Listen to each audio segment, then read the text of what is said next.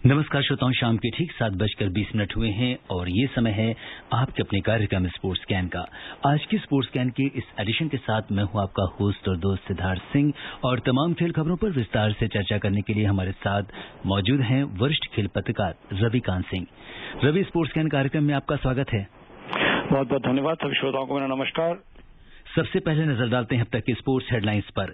एशियाई मुक्केबाजी चैंपियनशिप में 6 बार की विश्व चैंपियन एमसी मैरीकॉम, लाल बुआ सिही, पूजा रानी और अनुपमा ने अपने अपने मुकाबले जीतकर फाइनल में प्रवेश किया। इसी प्रतियोगिता के फाइनल में पहुंची मुक्केबाज साक्षी चौधरी ने रिव्यू के बाद आए फैसले से फाइनल का स्थान गंवाया। पूर्व विश्व champion Tejaswini Sawant European shooting championship में 50 मीटर राइफल प्रोन इवेंट में शीर्ष पर रहीं। बांग्लादेश ने तीसरे एक दिवसीय क्रिकेट मैच में श्रीलंका को जीत के लिए 287 रन का लक्ष्य दिया। और भारत और न्यूजीलैंड के बीच होने वाली पहले वर्ल्ड टेस्ट चैंपियनशिप के फाइनल को लेकर इंटरनेशनल क्रिकेट काउंसिल ने नियमों में कुछ बदलाव किए।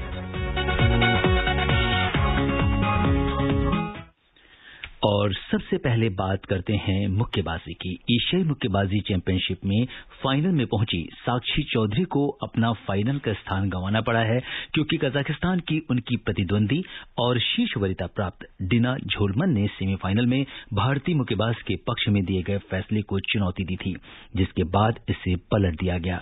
इससे पहले 6 बार की विश्व चैंपियन एमसी मैरीकॉम, लाल बुआ सिही, पूजा रानी और अनुपमा ने अपने अपने मुकाबले जीतकर फाइनल में प्रवेश किया।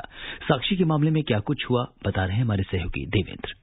साक्षी चौधरी को 54 किलोग्राम वर्ग में एशियाई मुक्केबाजी चैंपियनशिप में अपना फाइनल का स्थान गंवाना पड़ा, क्योंकि कजाकिस्तान की उनकी प्रतिद्वंदी और शीर्ष वरीयता प्राप्त डिना झोलमन ने सेमीफाइनल में भारतीय मुक्केबाज के पक्ष में दिए गए फैसले को चुनौती दी थी, जिसके बाद इसे पलट दिया गया। साक्षी को नियमित मुकाबले में 3-2 से विजेता घोषित किया गया था, लेकिन कजाकिस्तान की टीम ने इस फैसले को चुनौती दी और समीक्षा के बाद जजों ने अपना फैसला बदल दिया। एशियाई मुक्केबाज परिसंघ ने घोषणा की कि कजाकिस्तान की डिना झोलमन ने महिलाओं के बैंथम वेट 54 किलोग्राम में भारत की साक्षी चौधरी को हराया। झोलमन को कल रात को मुकाबले खत्म होने के बाद जारी किए गए आधिकारिक परिणाम में विजेता घोषित किया गया। इसके बाद कजाकिस्तान की टीम ने तीसरे दौर की समीक्षा करने को कहा, जिसमें उन्हें लग रहा था कि फैसला उनकी मुक्केबाज के पक्ष में जाना चाहिए था। समीक्षा के दौरान ज्यूरी ने उनकी दलील को सही पाया और मूल फैसले को पलट दिया। अंतर्राष्ट्रीय मुक्केबाजी संघ AIBA ने 2019 में मुकाबले की समीक्षा प्रणाली को लागू किया था। पराजित होने वाले मुक्केबाज के टीम मैनेजर और मुख्य कोच को फैसला घोषित किए जाने के बाद अपना विरोध दर्ज करने के लिए 15 मिनट का समय मिलता है और इसकी कागजी कार्रवाई अगले 30 मिनट में करनी होती है। इस प्रणाली में 5-0 या 4-1 से जीत के फैसलों की समीक्षा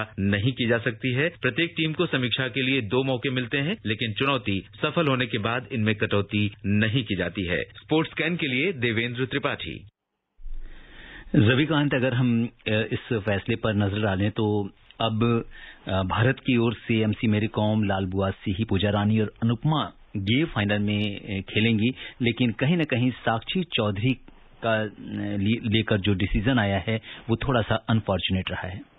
अनफॉर्चुनेट रहा है, लेकिन जब 3-2 का डिसीजन आता है, यानी कि 3 जजेस ने फैसला साक्षी के पक्ष में दिया था और 2 ने उनके खिलाफ दिया था, तो उसमें रिव्यू की गुंजाइश होती है। और रिव्यू अगर लिया गया है कजाकिस्तान द्वारा, तो जो जूरी है, जो कि पूर्व जजेस होते हैं अमूमन, तो वो दोबारा बाउट को देखते हैं और परखने के बाद वो फैसला लेते हैं। और अगर ये फैसला लिया गया तो उसमें कोई बहुत ज्यादा दुख होने वाली बात नहीं है, क्योंकि स्प्लिट डिसीजन में हमेशा ही बहुत ही करीबी मामला रहता है कि 3 जजेस ने आपके फेवर में स्कोर किया है और 2 ने आपके खिलाफ स्कोर किया है। तो अगर एक जज का भी फैसला पलट दिया गया तो फिर फैसला विपक्षी के हक में चला जाता है, और ऐसा ही साक्षी के साथ हुआ है। जी बिल्कुल, लेकिन अच्छी बात यह है कि अभी भी जो एमसी मैरीकॉम हैं, लाल बुआ सिही, पूजा रानी और अनुपमा, इनमें उम्मीदें कायम हैं। जी हाँ, बिल्कुल उम्मीदें कायम हैं और बहुत ही सराहनीय प्रदर्शन है कि सबने अपने बाउट्स जीते हैं और बिल्कुल साफ तरीके से जीते हैं, यानी कि जजेस के कार्ड पे सभी विनर्स थे। तो ये दिखा रहा है कि भारतीय मुक्केबाजों का काफी अच्छा बोलबाला रहा है एशियन चैंपियनशिप में, जो कि पहले दिल्ली में होनी थी, लेकिन पैंडेमिक के कारण उसे अब UAE में किया जा रहा है। और यहाँ पे अच्छा प्रदर्शन करने के बाद अब ओलंपिक में उम्मीदें काफी बढ़ जाएंगी।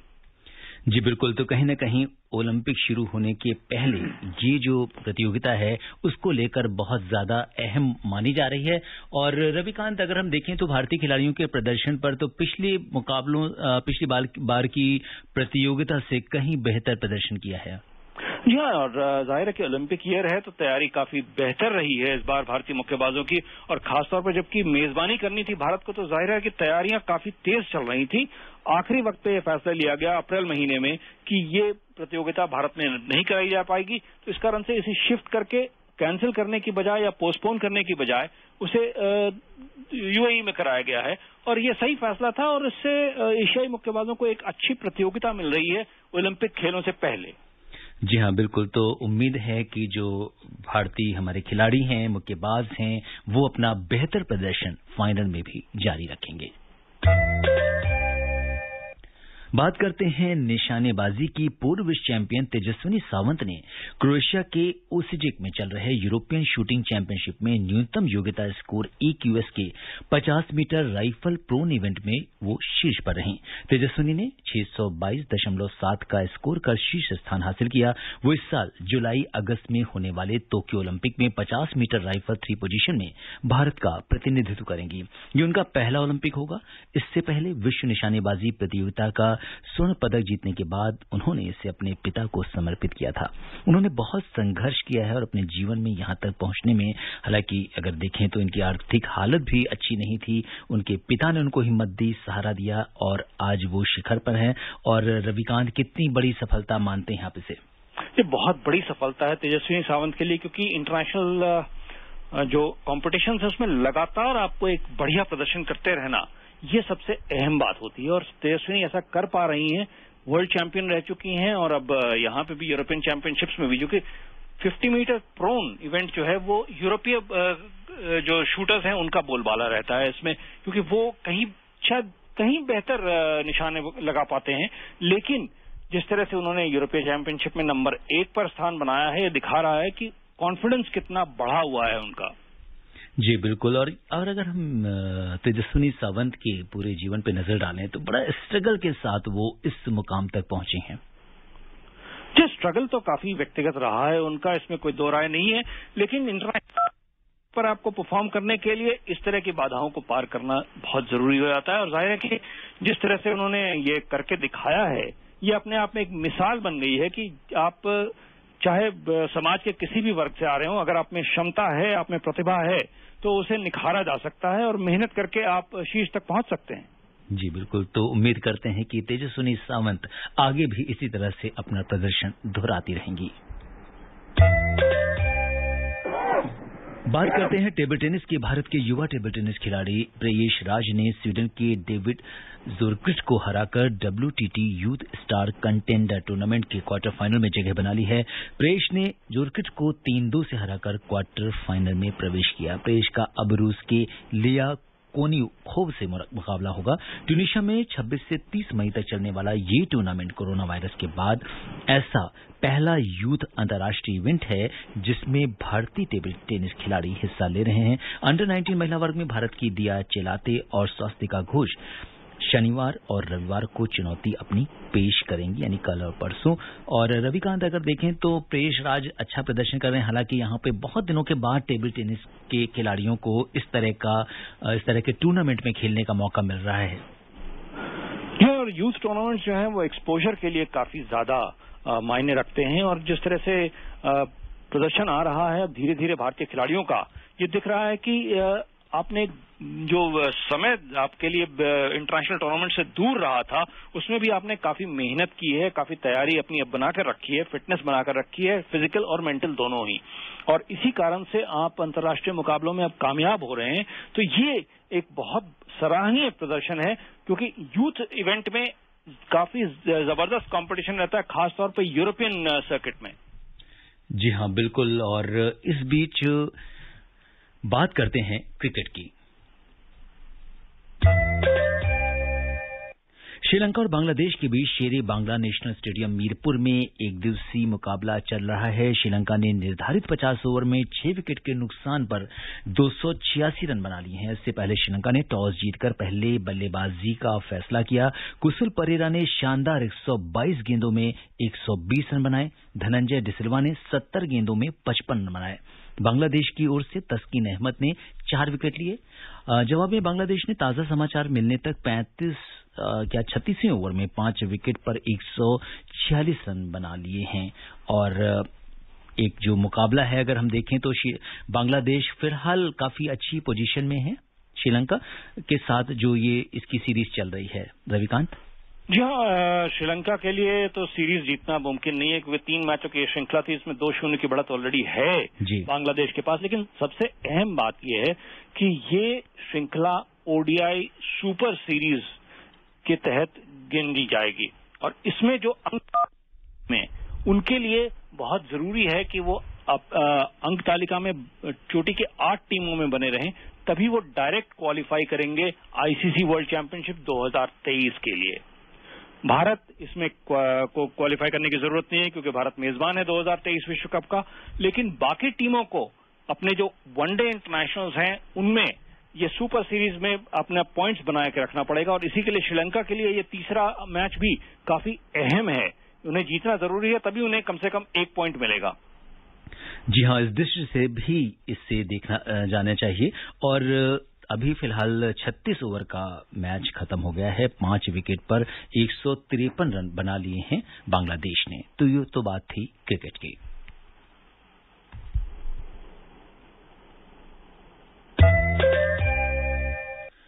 भारत और न्यूजीलैंड के बीच होने वाले पहले वर्ल्ड टेस्ट चैंपियनशिप के फाइनल को लेकर इंटरनेशनल क्रिकेट काउंसिल ने नियमों में कुछ बदलाव किए हैं। ये बदलाव क्या हैं, बता रही हैं हमारी सहयोगी नईम अख्तर। भारत और न्यूजीलैंड के बीच 18 जून से होने वाले पहले वर्ल्ड टेस्ट चैंपियनशिप फाइनल को लेकर इंटरनेशनल क्रिकेट काउंसिल ने अपना फैसला सुना दिया है। आईसीसी का कहना है कि मैच ड्रॉ या टाई रहने पर इसका फैसला अलग से नहीं किया जाएगा, बल्कि दोनों टीमों को संयुक्त रूप से विजेता माना जाएगा। फाइनल साउथहैम्पटन के द एजिस बाउल मैदान पर 18 से 22 जून के बीच खेला जाएगा। आईसीसी ने इससे पहले फाइनल के लिए रिजर्व डे की भी घोषणा की थी। काउंसिल ने कहा था कि बारिश से बाधित हुए समय के लिए 23 जून को रिजर्व डे के तौर पर रखा जाएगा। इससे हम 5 दिन का खेला पूरी तरह से करवा सकेंगे। अगर 5 रेगुलर डे में ही हार, जीत, ड्रॉ या टाई का फैसला निकलता है तो रिजर्व डे में मैच नहीं जाएगा। ये फैसला 2018 में टेस्ट चैंपियनशिप शुरू होने से पहले ही लिया गया था। भारत और न्यूजीलैंड के बीच फाइनल ग्रेड 1 ड्यूक बॉल से खेला जाएगा। इंग्लैंड और वेस्टइंडीज में इसी बॉल से मैच खेला जाता है, जबकि भारत, पाकिस्तान, श्रीलंका जैसे देशों में एसजी बॉल का इस्तेमाल होता है। देखना दिलचस्प होगा कि नए नियमों के साथ फाइनल मैच किस टीम के नाम होता है। Naeem Akhtar, sports can. रविकांत, बहुत करीब से आप कवर करते रहे हैं तमाम इंटरनेशनल क्रिकेट इवेंट्स को। आपसे जानना चाहेंगे कि यहाँ पे इस रिपोर्ट में भी हमने देखा कि ग्रेड 1 ड्यूक बॉल से जो फाइनल मैच है वो खेला जाएगा और अमूमन भारत, पाकिस्तान, श्रीलंका जैसे देशों में जो दूसरी तरह की बॉल का इस्तेमाल किया जाता है, क्या है ये ड्यूक बॉल? देखिए, ड्यूक बॉल जो है उसकी जो सीम है जी, वो उतनी ज्यादा उभरी हुई नहीं होती है जितने की एसजी बॉल की होती है या कोकाबुरा की होती है। 3 ब्रांड्स हैं जो कि इस्तेमाल की जाते हैं अंतर्राष्ट्रीय क्रिकेट में, कोकाबुरा, ड्यूक और एसजी। और इसमें ड्यूक की बॉल जो है वो थोड़ी सी स्विंग ज्यादा करती है, इसमें कोई दो राय नहीं है। लेकिन हैरानी की बात नहीं है क्योंकि जब मैच आपको पता है कि इंग्लैंड में ही खेला जाना है, साउथहैम्पटन में पहले लॉर्ड्स में होना था, अब साउथहैम्पटन में खेला जा रहा है, लेकिन फाइनल इंग्लैंड में होना है, तो इंग्लैंड में जब मैच खेला जाएगा तो वो ड्यूक बॉल से ही खेला जाएगा क्योंकि वहां की जो परिस्थितियां हैं वो ड्यूक बॉल को ही ज्यादा सूट करती हैं।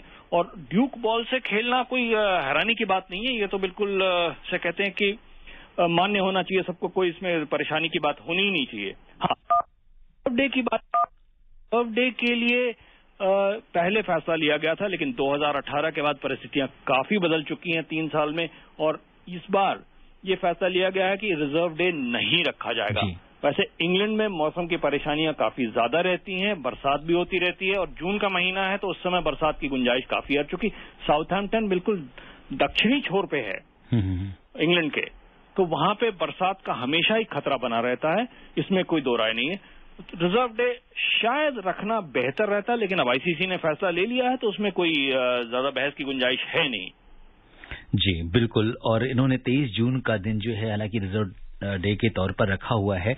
और मैच, एक दूसरी बात जो है, मैच ड्रॉ या टाई रहने पर इसका फैसला अलग से नहीं किया जाएगा, इस पर आप क्या कहेंगे? जो एक समय अटकलें लगाई जा रही थी कि शायद फर्स्ट इनिंग्स लीड पे फैसला लिया जाए, लेकिन अब आईसीसी ने ये क्लियर कर दिया है कि फर्स्ट इनिंग लीड पे फैसला नहीं लिया जाएगा, क्योंकि फर्स्ट इनिंग लीड पर अगर फैसला लिया जाता है तो अमूमन जैसा कि हमने देखा है फर्स्ट क्लास क्रिकेट में भी कि पहली इनिंग की लीड पर अगर आपको ज्यादा पॉइंट्स मिल रहे हैं तो आप पहले बल्लेबाजी करते हुए एक बड़ा स्कोर 400-500 रन बनाने की कोशिश करते हैं, लेकिन यहां पे आपको फर्स्ट इनिंग लीड का कोई फायदा मिलने वाला है नहीं। हाँ, मैच के दृष्टिकोण से जरूर फायदा मिलेगा, लेकिन जो मैच का परिणाम होगा उस पर उसका कोई असर नहीं पड़ेगा।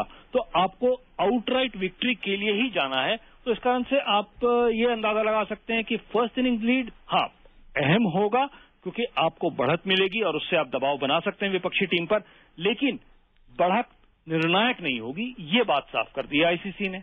जी, तो ये तो बात थी आईसीसी के नए नियमों की। इंग्लैंड क्रिकेट बोर्ड तेज गेंदबाज जोफ्रा आर्चर को भारत के खिलाफ होने वाली 5 मैचों की टेस्ट सीरीज से बाहर रखने पर सहमत हो गया है। ज्यादा जानकारी के लिए सुनते हैं हमारी सहयोगी नईम अख्तर की ये रिपोर्ट।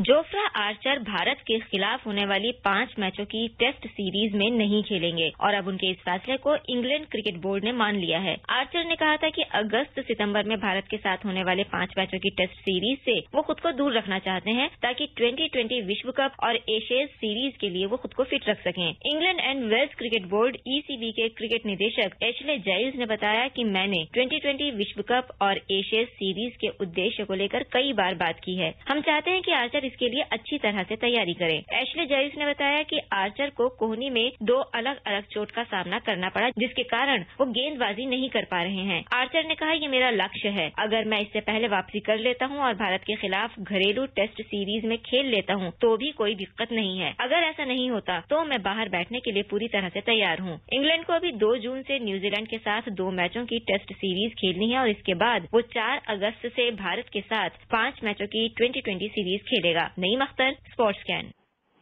जी हाँ रविकांत, अगर देखें तो जिस तरह से जोफ्रा आर्चर ने जो है अपने आप को टेस्ट सीरीज से बाहर रखने का फैसला किया है, कितना अहम मानते हैं आप इसे? देखिए, इससे जो तेज गेंदबाजी है इंग्लैंड की उसका पैनापन थोड़ा तो कम होगा निश्चित रूप से, क्योंकि जोफ्रा आर्चर के पास स्पीड और एक्यूरेसी दोनों ही है और इंग्लैंड की परिस्थितियों में उनकी स्विंग बॉलिंग काफी घातक साबित होती है। लेकिन कोहनी की चोट के कारण वो पिछले 1 साल से परेशान है और अगर आप ध्यान दें तो आए वो जरूर थे आईपीएल के लिए, लेकिन मैचेस नहीं खेल पाए अपनी टीम के लिए। तो ये परेशानी की बात रही है उनके साथ कि कोहनी में चोट जो है वो लगातार उन्हें परेशान कर रही है और इस फैसला बिल्कुल सही लिया है कि ऑपरेशन सर्जरी करा के वो अपने आप को पूरी तरह से फिट कर लें इंटरनेशनल क्रिकेट के लिए। और भविष्य में उनका करियर, अभी कोई बहुत ज्यादा उम्र है नहीं, 22 साल सिर्फ उम्र है, 21 या 21.5 साल के करीब उम्र है, तो इस कारण से वो अपना भविष्य ध्यान में रखते हुए बिल्कुल सही फैसला लिया है कि सही वक्त पे अगर उपचार हो जाए तो फिर अपना करियर वो काफी लंबा कर सकते हैं। और अब बात करते हैं टेनिस की। दुनिया के नंबर 1 टेनिस प्लेयर नोवाक जोकोविच ने कहा है कि वे ओलंपिक में तभी हिस्सा लेंगे जब उसमें दर्शकों को स्टेडियम में आने की अनुमति दी जाएगी। इंटरनेशनल ओलंपिक कमेटी और टूर्नामेंट ऑर्गेनाइजर्स ने हाल ही में कहा था कि ये ओलंपिक बंद स्टेडियम में खेला जाएगा और अगर हम देखें तो वो पहले ऐसे स्टार नहीं हैं जिन्होंने ओलंपिक कराने को लेकर चिंता जाहिर की है। इससे पहले Serena Williams, Naomi Osaka, Rafael Nadal और रोजर फेडरर भी इससे कह चुके हैं कि बिना दर्शकों के जो खेल होना है उसमें कहीं ना कहीं कुछ कमी रहेगी। बहुत संक्षिप्त सी टिप्पणी। जी, हम बात ये दुर्भाग्यपूर्ण स्थिति बन रही है ओलंपिक खेलों के लिए कि अभी ये भी फैसला नहीं हो पाया कि ओलंपिक खेल होंगे या नहीं, और अगर होंगे तो दर्शकों के साथ होंगे या नहीं। तो खिलाड़ी जरूर निराश हैं इस बात। अच्छी बात है कि जोकोविच ने साफ कह दिया है कि भाई अगर दर्शक नहीं आते हैं तो वो खेलने को तैयार नहीं है। ये उनके लिए मुश्किल की बात है, उनके देश के लिए भी मुश्किल की बात है। और अब रवि समय अनुमति नहीं दे रहा कि हम कुछ और खेल खबरों पर चर्चा करें। तमाम खेल खबरों पर चर्चा करने के लिए आपका धन्यवाद। अंत में मुख्य समाचार एक बार फिर। एशियाई मुक्केबाजी चैंपियनशिप में 6 बार की विश्व चैंपियन एमसी मैरी कॉम, लाल बुआज सिंह, पूजा रानी और अनुपमा ने अपने अपने मुकाबले जीतकर फाइनल में प्रवेश किया। इसी प्रतियोगिता के फाइनल में पहुंची मुक्केबाज साक्षी चौधरी ने रिव्यू के बाद आए फैसले से फाइनल का स्थान गंवाया। पूर्व विश्व champion Tejaswini Sawant European shooting championship में 50 मीटर राइफल प्रोन इवेंट में शीर्ष पर रहीं। बांग्लादेश ने तीसरे एक दिवसीय क्रिकेट मैच में श्रीलंका को जीत के लिए 287 रन का लक्ष्य दिया है। इसी के साथ इजाजत दीजिए स्पोर्ट्स कैन की पूरी टीम और अपने होस्ट और दोस्त सिद्धार्थ सिंह को कल तक के लिए नमस्कार।